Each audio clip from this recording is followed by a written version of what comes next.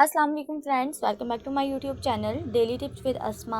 आज के इस वीडियो में हम आपको बताएंगे अलमाब नाम के बारे में अनोखी और दिलचस्प मालूमात। अलमाब नाम का शुमार लड़कियों के नामों में होता है। अलमाब एक इस्लामी नाम है। अलमाब नाम की इब्तदाई तारीख अरबी ज़ुबान से निकलती है। अलमाब नाम की लड़कियों के लिए खुशकिस्मत नंबर 4 माना जाता है। और माहिरीन के मुताबिक अलमाब नाम की लड़कियां बहुत खुश मिजाज होती हैं। अलमाब नाम का मतलब है वापस आने की जगह।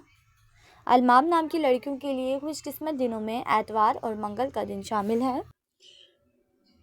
अलमाब नाम के अफराद के लिए मुवाफिक रंगों में सुर्ख, हल्का सब्ज और बनफशी रंग शामिल है।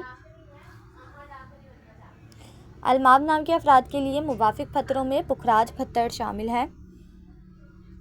खुशकिस्मती वाली धातुओं में हिंसों के हिसाब से तांबा शामिल है। फ्रेंड्स, अगर आप अपने नाम का मतलब जानना चाहते हैं तो कमेंट बॉक्स में अपना नाम लिखें। इंशाल्लाह हम आपके नाम की वीडियो ज़रूर बनाएंगे। Thanks for watching. अल्लाह हाफिज़।